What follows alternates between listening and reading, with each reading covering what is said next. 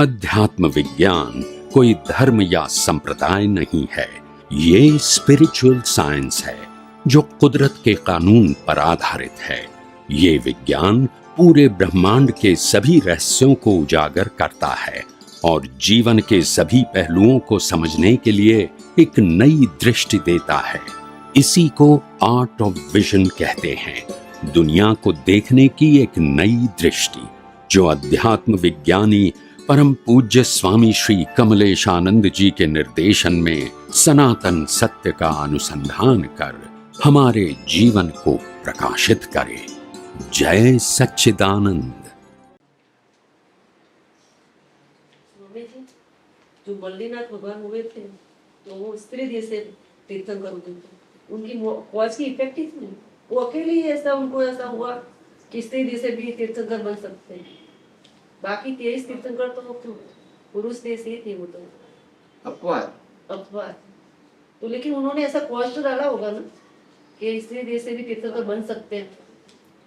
तीर्थंकर बनना वो अलग कॉज है और स्त्री बॉडी मिलना वो अलग। क्यों मिला उनको स्त्री? दोनों अलग है। उनका ऐसा कॉज, स्त्री वो बॉडी की बात है, तीर्थंकर दशा की बात है। तो दोनों एक कैसे हो सकती है? तीर्थंकर तो सर्टिफिकेट जैसे हो गया। तुमको शरीर कैसा मिलेगा वो अलग बात है, और तुम्हारा स्टेटस क्या रहेगा वो अलग बात है। हजारों व्यक्ति स्त्री बनती है, स्टेटस अलग अलग होता है। पुरुष होता है, स्टेटस अलग, तो स्टेटस अलग चीज है, दशा अलग और बॉडी अलग चीज है। दोनों को एक क्यों कर दिया? तो स्त्री बनने का कॉज वो अलग चीज है, और तीर्थंकर बनने का कॉज वो अलग चीज है।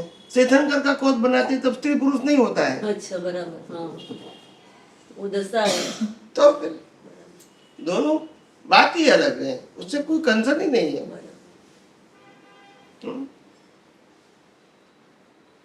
ये स्त्री शरीर से केवल ज्ञानी हो सकते हैं, तीर्थंकर नहीं होते हैं।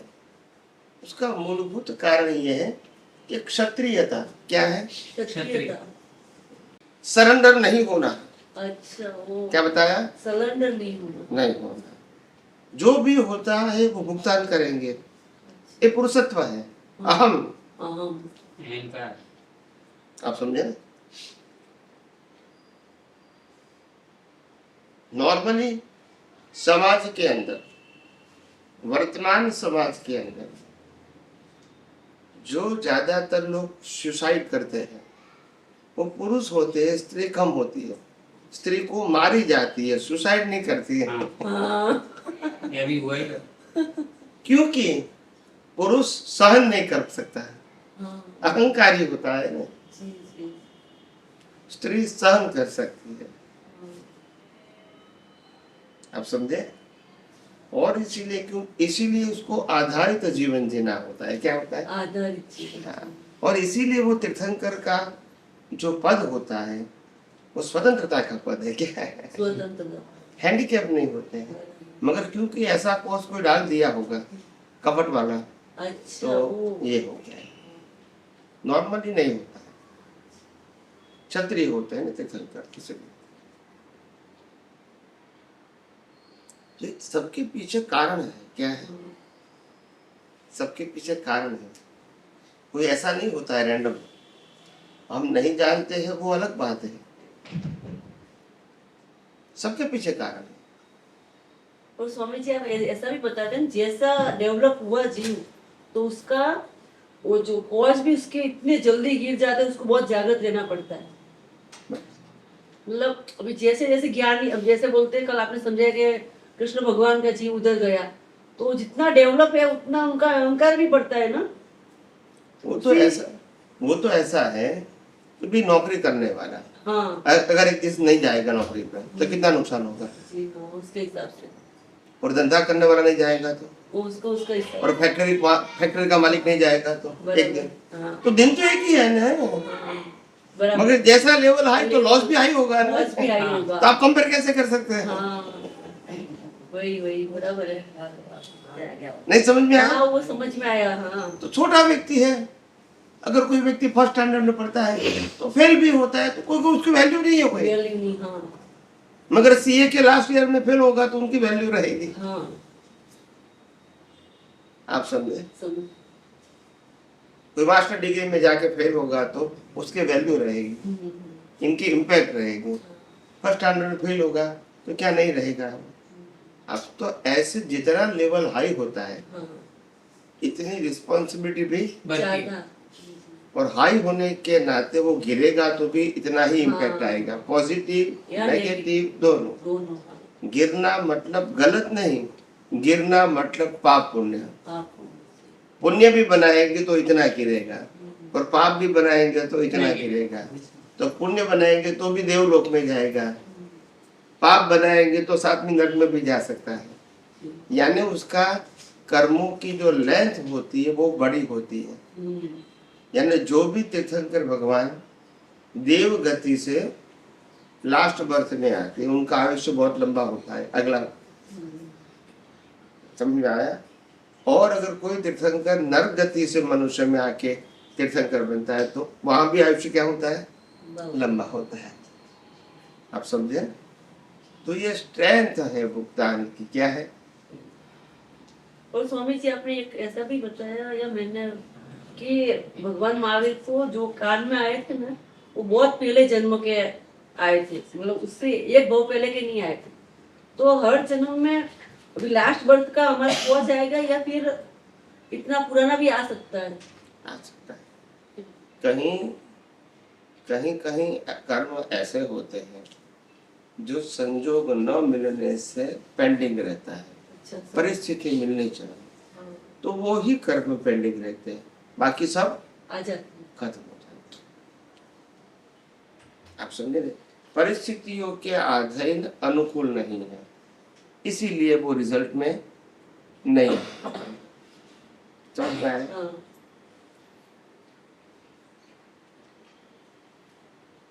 तो नहीं आने का मतलब और कुछ कारण नहीं है,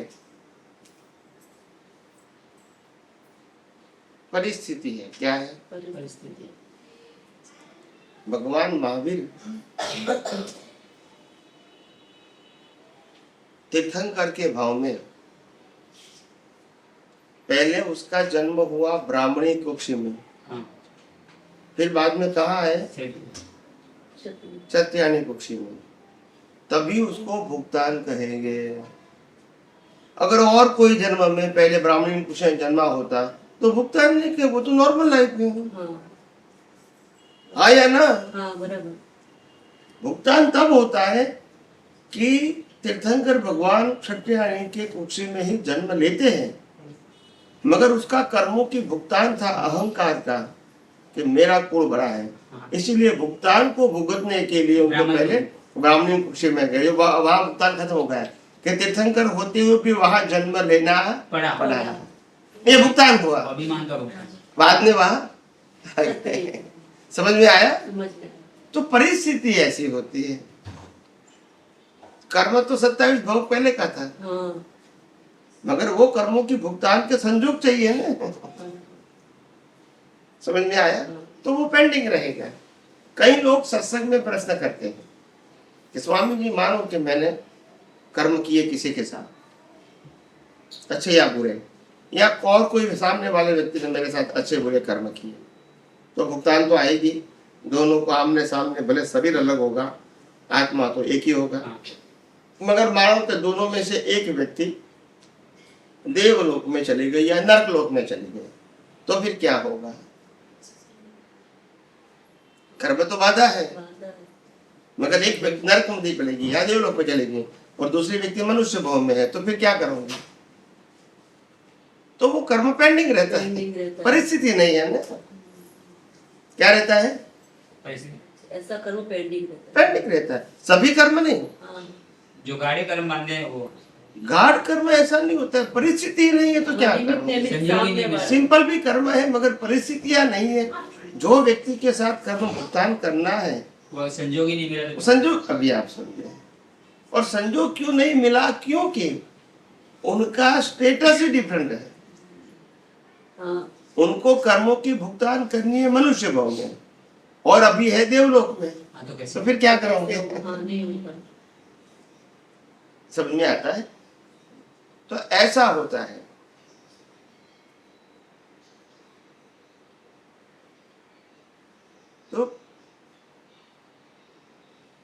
99.99% कर्म तो खत्म हो ही जाते हैं, वही जाता। मगर थोड़ा बहुत कर्म कभी ऐसा होता है जो परिस्थिति के अधीन पेंडिंग रहता है, तो जिसका रिजल्ट नहीं आता है, मगर भुगतान तो आएगी, आज नहीं तो आगे आएगी। तो सभी कर्म में ऐसा और सभी व्यक्तियों के साथ ऐसा नहीं होता। समझ में आया?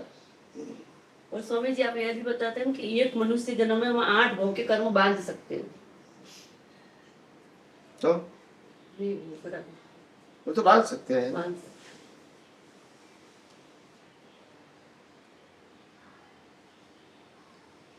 संसार में जो आम व्यक्तियों को जो मोह होता है, क्या होता है? मोह। मोह का मतलब होता है सुख, attach। मोह का मतलब होता है मालिकी। क्या होती है? मालिकी। और मोह का मतलब होता है मेरे पास रहना चाहिए। ये तीनों मोह है।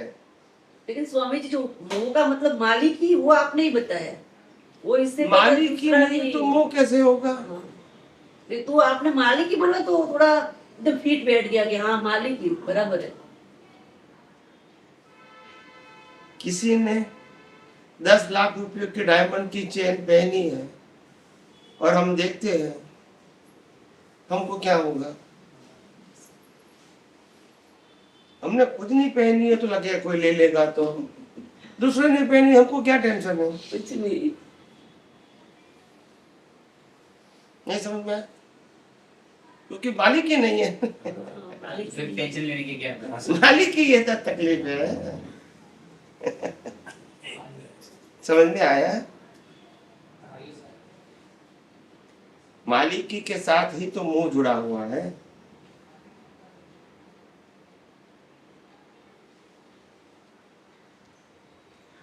ये किसी की शादी में गए और डायमंड के रिंग पहन के गए, मैगी, ज्वेलरी, और सभी से मिलते जुलते हैं और सब साथ में बैठ कर खाना भी खाते हैं, और खाना खाते खाते खाते किसी की नज़र आपके उसके कानों पे पड़ गई, तो बोला एक है नहीं, क्यों नहीं है, ऐसा बोला, फिर क्या होगा? तब बीच में खाना वगैरह बोलिए। भागने लग जाएंगे, घूमने लग जाएंगे, घूमने लग जाए। जिसकी मिली उसकी लॉटरी। समझ में आया? तो मोह है, क्या है? मैं बहुत छोटा था, 10-12 साल का। मेरी 6 बहनें हैं। कितनी? 6 बहनें हैं, सिस्टर। तो मैं छोटा था, तो कहीं बाहर जाना होता है तो मेरे को तो चड्डी और शर्ट पहना के बाहर भेज देते थे। तो वो तैयार होते थे, आधा घंटा पौना घंटा। आप समझे? समझ में आया? लड़के को तैयार होना ही नहीं है। ऐसा बाल ऐसा कर दिया, कपड़ा पहना, जाओ बाहर तुम, बस ऐसा ही होता है ना? ऐसा ही होता है। अभी भी ऐसी है। तो मैं छोटा था, तो ऐसे कोई फंक्शन में जाता था, उनके साथ कोई शादी वाला है, कोई बर्थडे पार्टी है, या कोई और कोई धार्मिक फंक्शन है, पारिवारिक फंक्शन है, तो जाते थे सबके साथ। मैं छोटा था, उस समय में सोचता था कि ये लेडीज इतना सारी मेहनत करती है ड्रेस को सेट करने में, मैचिंग करने में, मेकअप लगाने में, दागीना पहनने में, इतना सारा कंघी करने में, मेहनत करके तैयार होके आती है, मगर जो तैयार होने के बाद देखते नहीं है खुद को। नहीं समझ में आया? नहीं समझ में आया ना? एक बार तैयार होके घर से निकलेगी, बाद में वो अपने को देख सकती है? इसलिए तो सेल्फी लेते हैं स्वामी जी। तो वो तो अभी आया है, पहले कहाँ था? पहले कहाँ था? हाँ, अभी देख रहे हैं आपके समय में। तो पहले क्यों इतना तैयार होती है, इतना मेहनत क्यों करती है? कपड़ा भी अच्छा पहनना, देखेंगे दूसरे, मेकअप करना, देखेंगे दूसरे, ज्वेलरी पहनना, देखेंगे दूसरे, तो सब दूसरे के लिए करने का। बोलते नहीं है, सब दूसरे के लिए करने का। तो मैं छोटा तब समझ में नहीं आता था ये करते किसके लिए है। आप समझे ना, इतना तैयार होने के बाद देखने का, फिर लोग ही देखते रहेंगे। तो ये मोह कहते हैं। क्या कहते हैं? मोह कहते हैं। फिर भी स्वामी जी आपने जो मालिकी भाव समझाया ना, आपने जैसा जिससे समझाया, जो तो ये मालिक की भाव है तभी तो मोह है। हाँ, नहीं तो पहले इतना पकड़ में नहीं आता था, समझ में नहीं बैठता नहीं था पीठ मालिकी ये भाव। इसकी मालिक की है तभी तो मोह है, मालिक की नहीं है तो कैसे होगा? हाँ, बिना मालिक की भाव मोह कैसे होगा? समझ में आया? कितने सारे लोग हैं, जीवन जी रहे हैं, खाना पीना खा रहे हैं, समझ में नहीं आता जीवन किसके लिए जीते हैं। जीवन वो नहीं मालूम। बच्चे हैं तो खेलते रहते हैं, बच्चे हैं तो खेलते रहते हैं, फिर बड़े होते हैं तो पढ़ाई करते हैं, जिम्मेदारी के साथ पढ़ाई करते हैं। बोला अच्छा मार्क्स लाना है या तो डिग्री प्राप्त करनी है, उसके लिए मेहनत करते हैं। उसके आगे जाएगा तो बोला डिग्री तो मिल गई, अभी तो कमाई करनी है, उनके लिए मेहनत करेगा पैसा प्राप्त करने के लिए, वहां भी समय गवाएगा। फिर पैसा आ जाएगा 2-4 साल, फिर कहता है अभी मैं शादी करूंगा। ये तो वो लोग हो जाते हैं, फिर वो लोग आ जाते हैं। फिर बच्चे भी आते हैं। पहले अकेला था तो खुद को ही संभालना था, शादी करेंगे तो दोनों को संभालना पड़ेगा, फिर बच्चे आएंगे तो जितने उनको भी संभालना पड़ेगा। आप समझे? तो पूरी लाइफ संभालने में ही चली जाती है, पर खुद को संभाल नहीं पाते। कैसे संभाल पाएंगे? अकेला था, दुनिया खड़ी कर दी, बोलते नहीं है। फिर कहते मैं अपने आप को संभालूं, तो फिर दुनिया खड़ी क्यों किया आपने? अगर आपको ही संभालना था तो पहले आप ही तो थे, पैदा होते ही तभी आप ही थे, दुनिया तो आपने खड़ी कर दिया। फिर कहता मैं कैसे संभालूंगा? आप समझे? तो फिर वो माया की जाल में फंस जाता है। क्या होता है? पहले खुद में खुद को संभालता है, खाना पीना खाता है, सो जाता है, कोई पूछने वाला नहीं है उसको। आप समझे? फिर शादी करता है तो बीवी पूछती है तुम क्या करते हो? जाओ यह काम कर लो, यह काम कर लो, तो करना पड़ता है। यानी 1 से 2 को संभालना पड़ता है, एक व्यक्ति को। फिर बच्चे आते तो 3, फिर बच्चे आते तो 4, फिर ये 4 को संभालना काफी नहीं है, दोनों परिवार को भी संभालना है, फ्रेंड को भी संभालना है, पड़ोसी को भी संभालना, और नौकरी धंधा को भी संभालना। तो इतने सारे संभालने के बाद समय मिलेगा तो खुद को संभालेगा ना, बोलते नहीं है। और वो ऊपर जाने तक मिलता नहीं, इसी को कहते माया की जा फंस गए। फिर बाहर निकलना जा सकते हैं बाहर, पिंजरा ही ऐसा बनाते हैं, एंटर आउट जा सकते हैं नहीं है। इसी को तो पिंजरा बोलते हैं। क्या बोलते हैं? पिंजरा। अंदर जाएगा, बाहर निकल सकता है। उनका रास्ता भी कैसा होता है? नीचे। एक बार अंदर गया फिर क्या हो गया? फिर नीचे नहीं आ सकता है, फंस गया। समझ में आया? तो ये पांजरा है, ये भी संसार का पांजरा है, संसार का पिंजरा। इसमें प्रवेश करना आसान है, बाहर निकलना आसान नहीं है। लोखंड की बेड़ी को तोड़ना आसान है, तिजोरी को तोड़ना आसान है। आप समझे न? चमड़ी वाले व्यक्ति को तोड़ के भागना आसान नहीं है, बोलते नहीं। वहां रिलेशन आते हैं, क्या आते हैं? यहाँ भागने की बात नहीं है। जंजीर को तोड़ के भाग सकते हैं, तिजोरी को तोड़ के भाग सकते हैं, जिंदे व्यक्ति को तोड़ के भाग नहीं सकते। आप समझे ना? इसीलिए तो कहते हैं माया की जाल। और संसार की माया की जाल कैसी है मालूम है? महान पुरुषों ने बताया है, लक्कड़ के लाड़ू होते हैं। किसके होते हैं? लक्कड़ के मतलब लत लग जाती है।